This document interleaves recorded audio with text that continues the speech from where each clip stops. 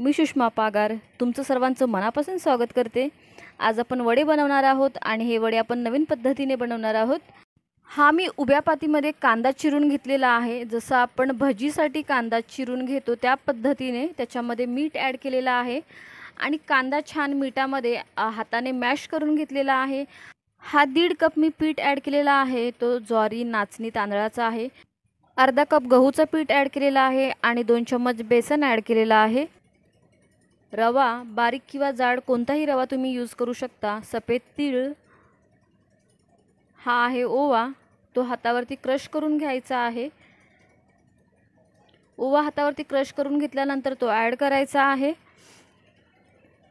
हळदी पावडर, तिखट तुम्ही मसाला सुद्धा यूज करू शकता किंवा हिरवी मिरची सुद्धा यूज करू शकता। ही मी कस्तुरी मेथी ॲड केलेली आहे।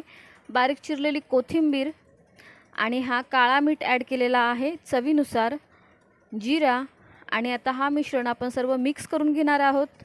मी सर्व पदार्थांमध्ये सेंधव मीठ यूज करते, त्याच्यामुळे तो जरा टाटा मीठपेक्षा थोडासा खारट कमी असतो, त्याच्यामुळे तो तुम्ही चवीनुसार ॲड करू शकता। आता आपण हा पीठ पाणी ॲड करून छान मळून घेणार आहोत। पीठ जास्त घट्ट न मळता जसं आपण भाकरीसाठी पीठ मळतो त्या पद्धतीनेच हा पीठ भिजवून घ्यायचा आहे। आणि हा पीठ भिजवून घेतल्यानंतर एक अर्धा तास पीठ आपण झाकण ठेवून नरम होण्यासाठी ठेवून देणार आहोत।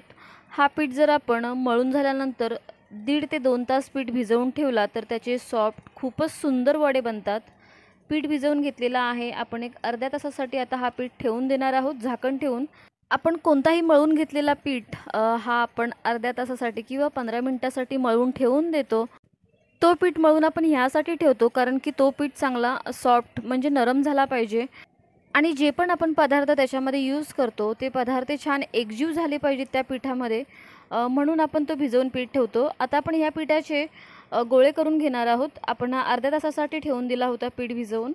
गोळे तुम्ही कोणत्याही साईजमध्ये करून घेऊ शकता, मीडियम, छोटे किंवा मोठे, जसे तुम्हाला कम्फर्ट वाटेल त्यानुसार। आज आपण एक नवीन टिप्स बघणार आहोत वडे बनवण्याची। हा मी ओला कपडा घेतलेला आहे, म्हणजे हा कपडा पूर्णपणे भिजवून तो पिळून घेतलेला आहे। या कपड्यावरती थोडंसं पाणी घेऊन आपण हा वडा बनवून घेणार आहोत अशा पद्धतीने। ही पद्धत तर आहेच, पण अजून एक नवीन पद्धत बघणार आहोत वडे बनवण्याची। तुम्ही जर वडे बनवण्यासाठी कोणतेही पॉलिथिनचा यूज करत असाल, म्हणजे दुधाच्या पिशवीचा वगैरे, तर ते तुम्ही न करता तुम्ही कॉटनवरती जर वडे बनवलात तर ते वडे खूप सुंदर बनतात।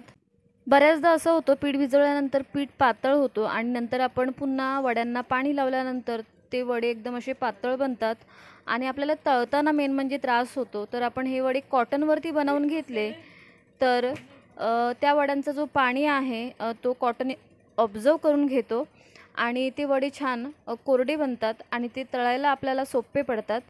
वडे बनवण्याची आपण ही नवीन स्टेप बघितलेली आहे। तुम्ही या पद्धतीने सुद्धा खूप सुंदर वडे बनवू शकता आणि हे वडे एवढे सुंदर बनतात की ते आपल्याला तळायला खूपच सोपे पडतात। बऱ्याचदा असं होतं जर वड्यांवरती पाणी असेल आणि तो पाणी तेलात पडला की जो तेल आहे तो आपल्या अंगावरती किंवा हातावरती उडतो। तर तुम्ही ही पद्धत यूज करून अशा पद्धतीने वडे बनवू शकता। आणि मेन म्हणजे सर्वात जास्त सांगायचं झालं, पीठ कितीही पातळ असला तरीही कॉटन खूप सुंदर प्रकारे तो पाणी ऑब्झर्व करून घेतो आणि वडे छान सुटसुटीत बनतात। आपण हे मीडियम फ्लेमवरती छान गोल्डन ब्राऊन होतील अशा पद्धतीने वडे तळून घेतलेले आहेत आणि बाकीचे वडेसुद्धा आपण अशाच पद्धतीने तळून घेणार आहोत। आपण वडे बनवण्यासाठी जो कॉटन यूज करतो तो कॉटनचाच कपडा असला पाहिजे, तो इतर कोणता फॅब्रिक नसला पाहिजे। आणि महत्त्वाचं म्हणजे त्याचं कलर, म्हणजे कॉटन आपण कोणता घेतो त्याचा कधीकधी कलर निघतो, तर तो कलर पदार्थाला लागू शकतो, तर ती एक काळजी घ्यायची आहे।